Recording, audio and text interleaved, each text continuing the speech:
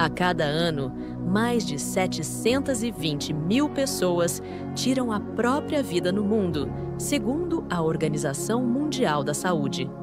No Brasil, todos os dias, mais de 30 pessoas são internadas após uma tentativa de suicídio, de acordo com a Associação Brasileira de Medicina de Emergência.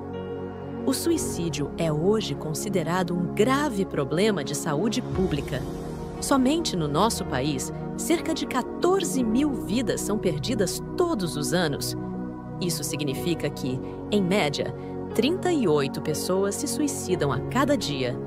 Entre os jovens de 15 a 29 anos, o suicídio já é a terceira principal causa de morte.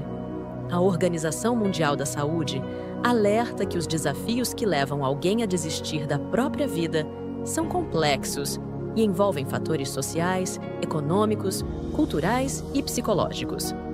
Muitas vezes, esses fatores estão ligados também à negação de direitos básicos e à falta de acesso a recursos fundamentais. Diante dessa realidade, precisamos falar sobre esperança, fé e acolhimento. O podcast A Chave da Virada abre espaço para esse diálogo no mês de setembro, convidando você a refletir, compartilhar e transformar realidades. Porque sempre existe uma chave para virar a página, recomeçar e escolher a vida.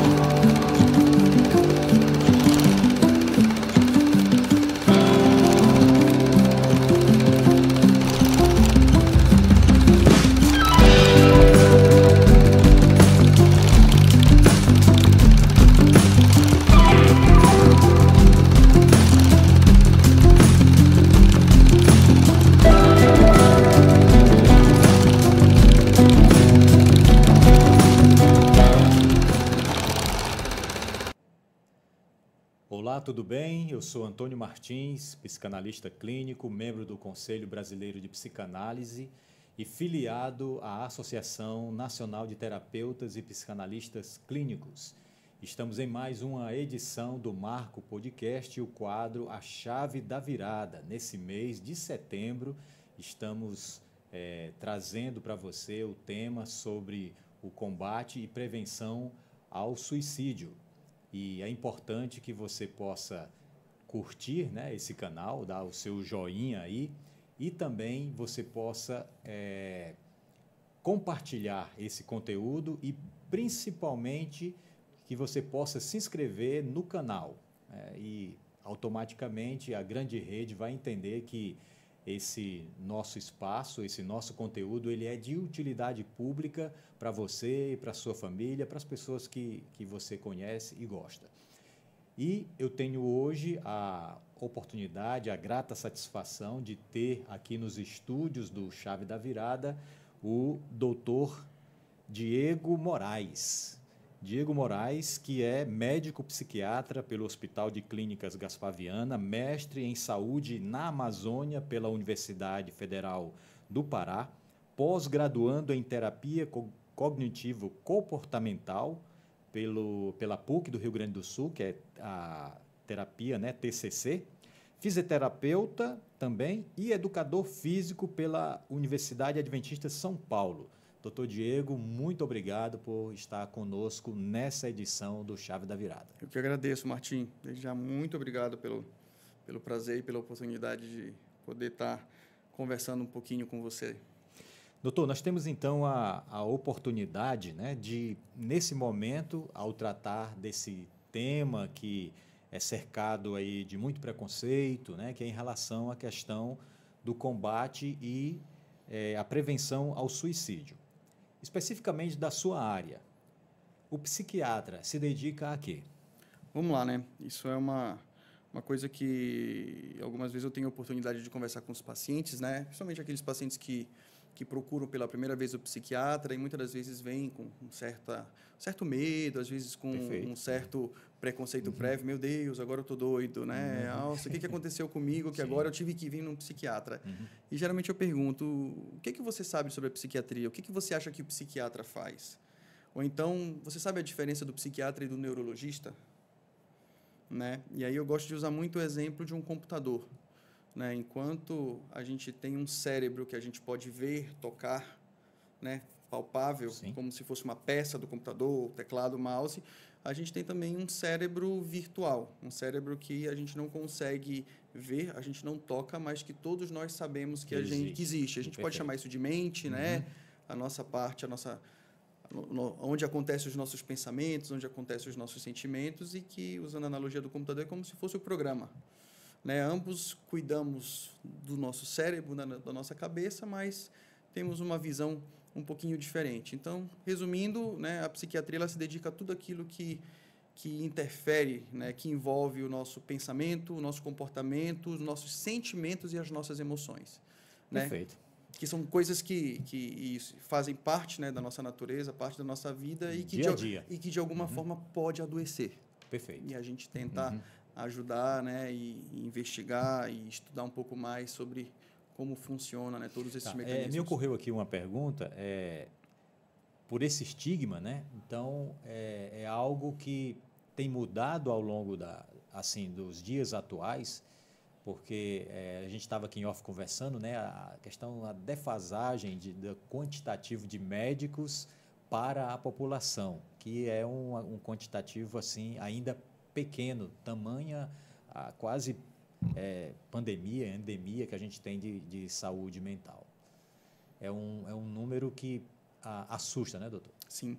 Em relação ao preconceito, né, eu acredito que é algo muito complexo para a gente mensurar. Será que o preconceito hoje em dia ele está reduzindo, ele aumenta, ele está o mesmo?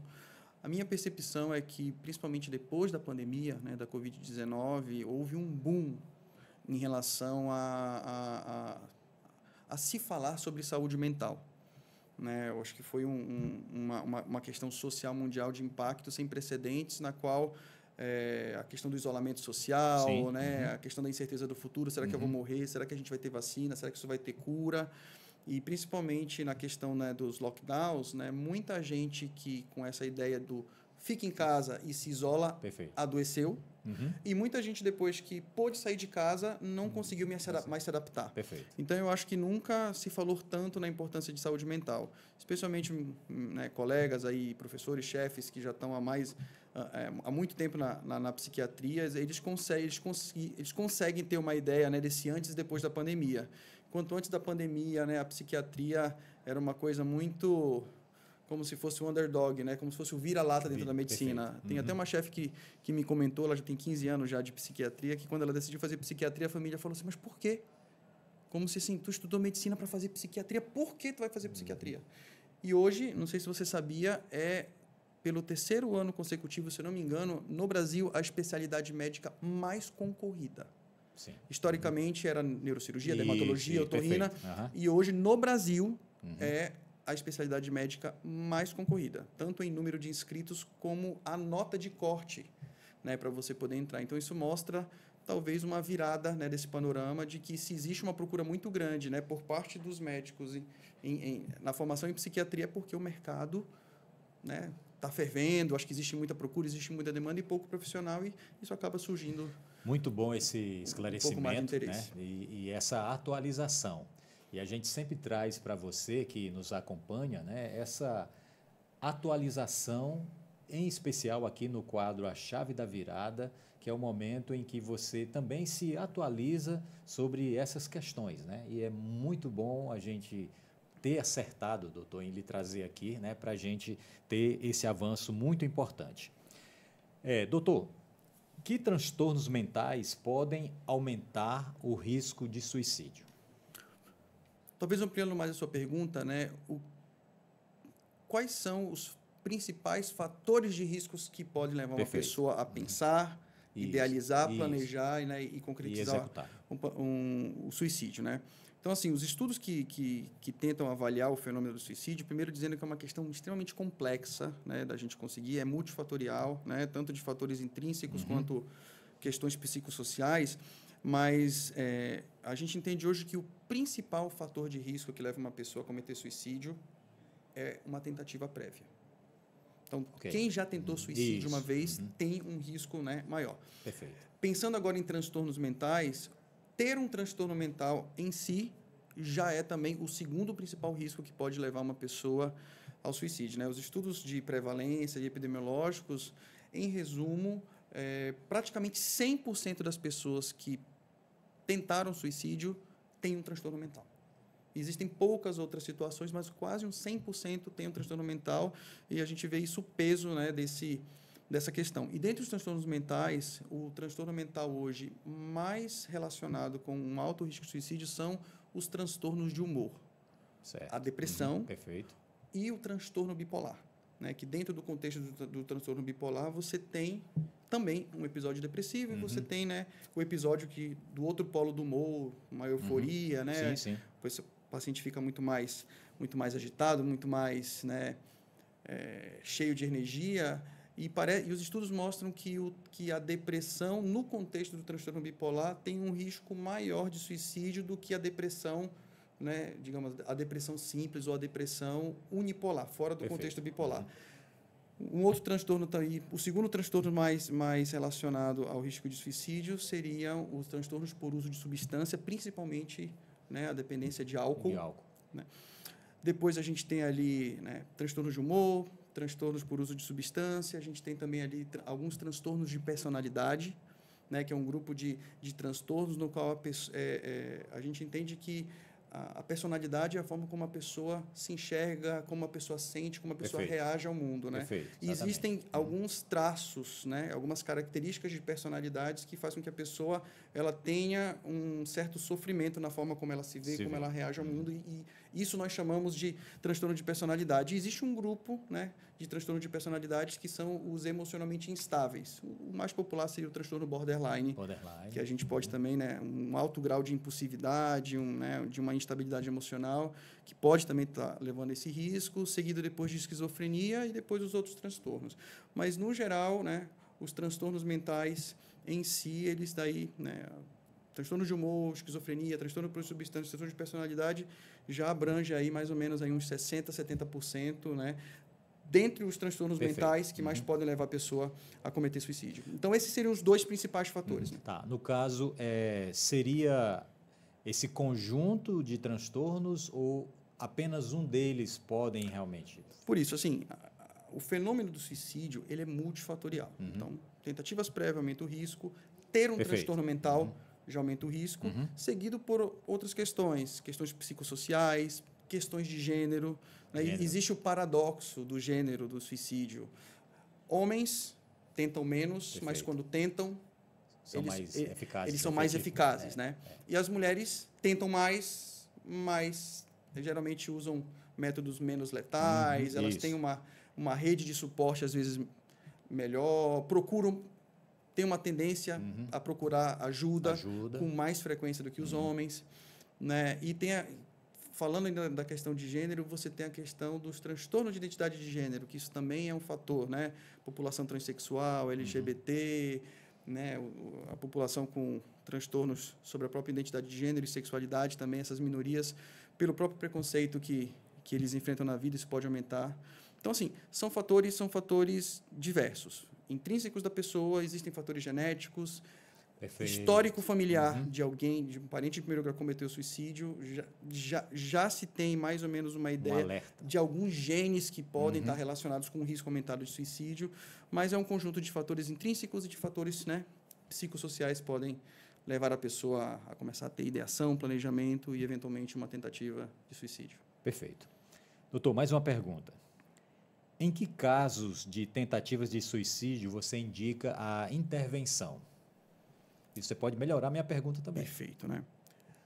Eu acho que a gente entra um pouquinho, né? Como a gente avalia o suicídio? Por ser um tema multifatorial e complexo, é complicado para a gente, né? Quem dentre os que estão pensando em suicídio tem o maior risco de vir a tentar?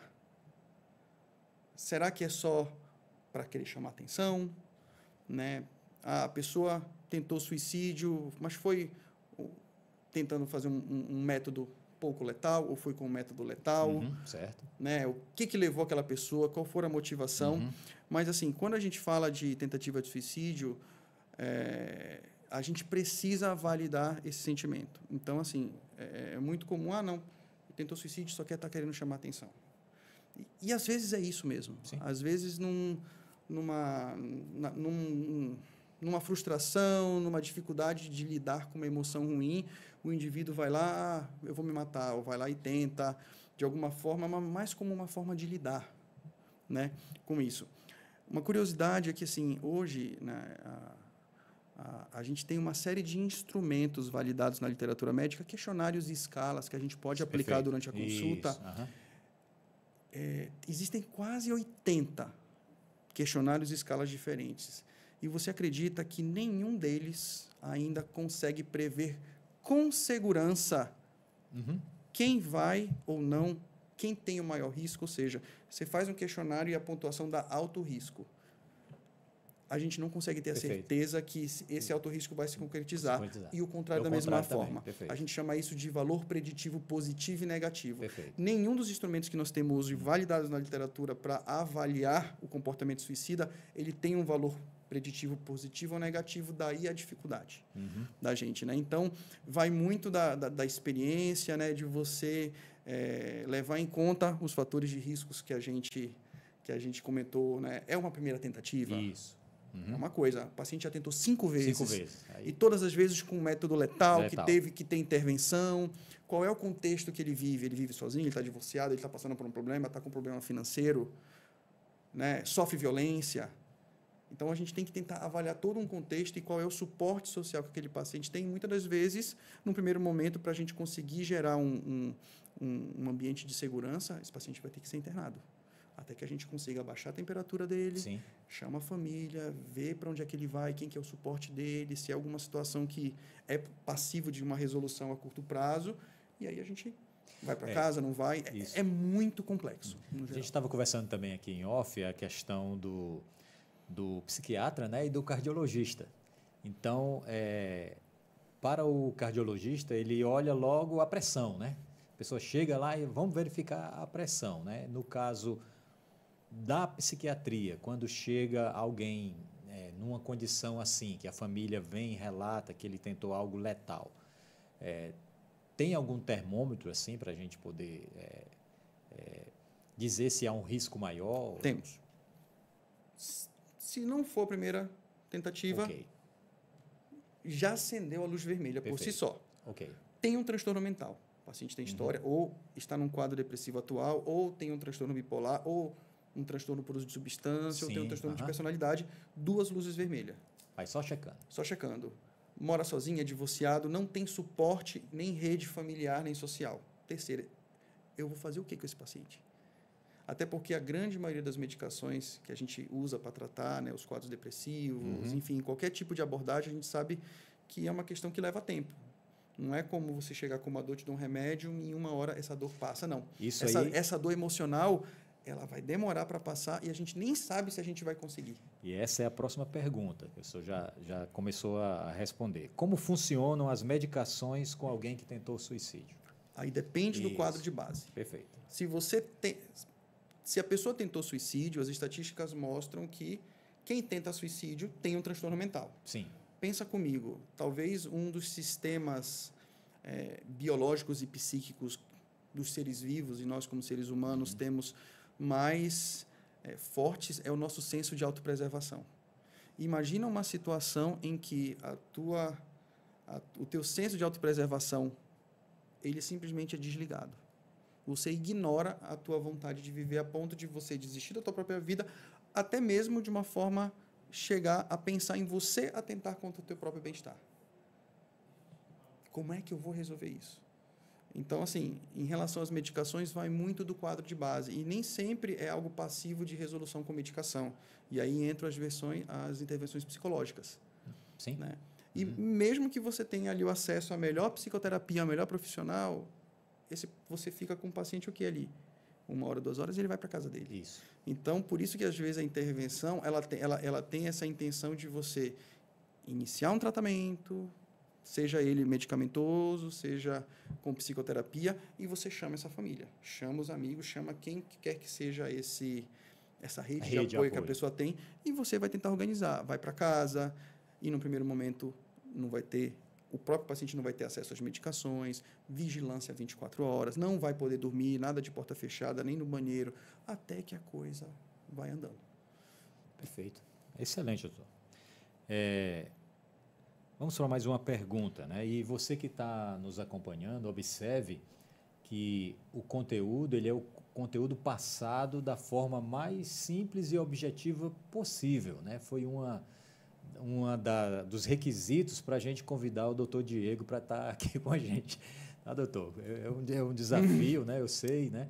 E fica aqui o nosso agradecimento, mas a ideia é exatamente essa. A ideia aqui do Marco Podcast, o quadro, a chave da virada, é trazer para você esse acesso à informação de qualidade e também de fácil assimilação.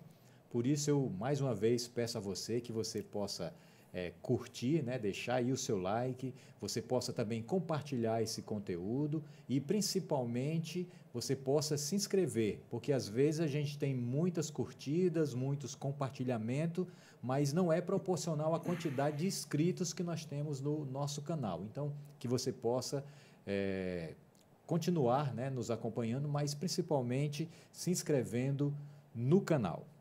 Doutor, vamos então para mais uma pergunta. O processo terapêutico, aí eu vou puxar aqui para o meu lado, né?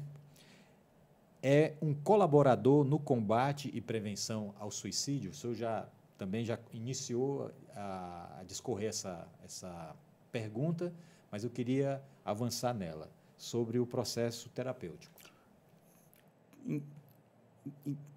Entendendo um pouco a sua pergunta, o processo terapêutico seria mais o processo da psicoterapia. Psicoterapia. Joia. Psicoterapia. Eu sempre costumo conversar com os pacientes que, assim, remédio não muda a vida de ninguém. Remédio não apaga nada do que aconteceu. Remédio não muda a história do que aconteceu. Não muda jeito de pensar, nem muda jeito em que a pessoa necessariamente vê a vida. Remédio, ele tem uma função muito específica. Eu costumo dizer que, assim, é baixar a temperatura. Ok. Se eu estou me sentindo triste por algo ruim que aconteceu na minha vida, a medicação ela pode me dar um pouco mais de ânimo, melhorar o meu sono, meu apetite, né? Os pensamentos, de repente, não ficarem tão acelerados, mas ela vai conseguir desfazer ou refazer o que aconteceu? Não. Mas aí entra o processo da psicoterapia, porque a psicoterapia, independente da abordagem que a gente trabalhe, ela tem essa capacidade de fazer a gente rever a nossa própria história, de repente olhar situações por um ângulo diferente. Sim. Nos ajuda, de repente, a enxergar a vida de uma forma diferente, ou, de repente, aquilo que eu não posso mudar no passado, como é que eu posso conviver com aquilo sem que aquilo me traga um sofrimento? Né? Quais são as perspectivas que eu posso ter numa vida que faça com que eu me sinta que essa vida valha ser vivida, apesar daquilo que aconteceu? Então, a psicoterapia ela tem a capacidade de fazer com que a gente literalmente pense de uma forma diferente. E talvez seja o processo em que a gente mais possa se aproximar ao conceito de cura. Né? Porque, assim, hoje, muitos dos transtornos mentais, a gente, dentro da psiquiatria, entende que existe uma cura. Uma cura para uma dor, qual é? É você não sentir mais dor. Certo. Apesar de, às vezes, ficar uma cicatriz. E como é que eu consigo parar de sentir essa dor e conviver com aquela cicatriz? E provavelmente eu acho que só a psicoterapia tem esse poder. Né? E pensando nos diferentes tipos de dor que um paciente possa estar sentindo, que leve a ele a um comportamento suicida, ideação, planejamento, uma eventual tentativa, a psicoterapia ela é fundamental. Talvez seja o pilar mais importante, né, para o processo de intervenção, né, e de você podendo estar ajudando esses pacientes. No caso, precisam caminhar juntos, né? Tanto o psicoterapeuta sugere e encaminha para a psiquiatria, e a psiquiatria também ela pode, além da medicalização ou dos medicamentos, também indicar que o paciente seja acompanhado pelo terapeuta. Né? Não existe saúde mental sem psiquiatra e psicólogo. Não existe, sabe? Um depende do outro.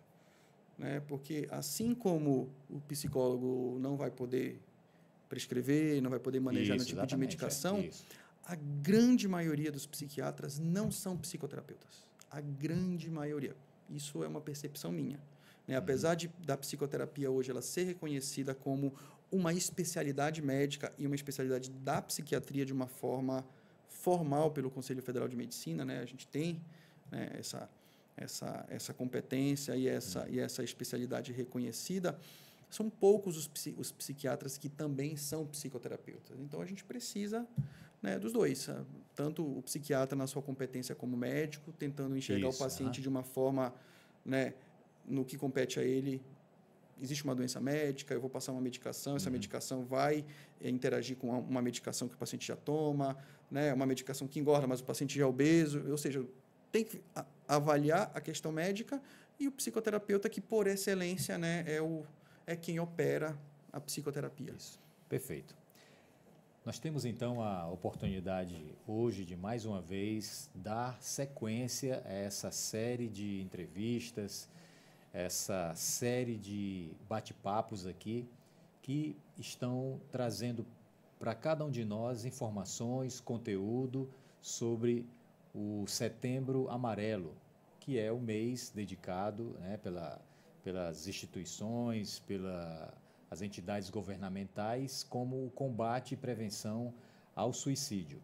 E nós temos aqui, quando podcast, né, quando um serviço também de utilidade pública, oferecido a você essa oportunidade. Doutor Diego, mais uma vez, muito obrigado pela sua participação. Eu gostaria que o senhor desse as suas últimas dicas para aqueles que estão nos assistindo agora. Vamos lá, gente. Suicídio, infelizmente, a gente acaba tendo um destaque muito maior sobre o tema no mês de setembro, mas eu acho que é uma coisa que deveria ser pensada, conversada e levada em conta durante todo o ano. Né? Então, para você, se você está passando por algum problema, se você já pensou, já tentou, está pensando, né, em morte, em querer se machucar, por uma dor, por uma desesperança, por uma sensação de que a vida perdeu sentido, ou você está passando por uma situação de vida, né, muito intensa, procure ajuda. Existe cura para a grande maioria dos sofrimentos mentais e para o sofrimento, né, desse coração que a gente não consegue ver nem tocar, mas a gente sabe que ele existe. Então, procure ajuda. Se você conhece alguém que está passando por esse problema, converse com ele, né, dê uma força, pegue na mão dele, leve ele no psicólogo, leve ele no psiquiatra, porque se a gente começa a olhar para o outro, a gente, como sociedade, né, um cuidando do outro, um prestando atenção no outro, com certeza, em algum momento, a gente vai conseguir reverter um pouquinho esse cenário e esses números que cada dia crescem e que vem nos assustando, né, de cada vez mais pessoas com tentativa de suicídios. Isso tem aumentado em jovens, tem aumentado em idosos. Então, se a gente, como sociedade, pensar nisso, né, e tentar mudar, procurar ajuda, eu acho que a gente consegue diminuir um pouquinho esse cenário. Perfeito. Então, nós estamos concluindo mais essa edição do nosso podcast. E, doutor Diego, ore conosco. Oremos. Senhor Jesus, querido Pai, muito obrigado, Senhor, por todas as bênçãos recebidas neste dia.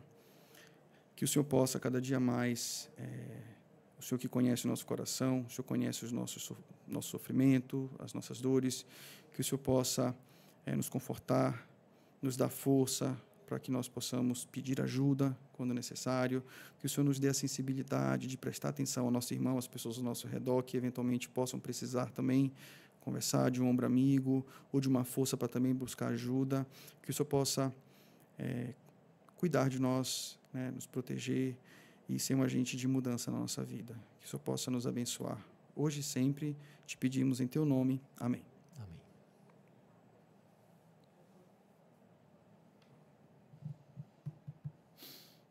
Pronto, já Fechou. foi. Vamos para o outro agora. Você pode trocar a camisa, Troca tá? a camisa.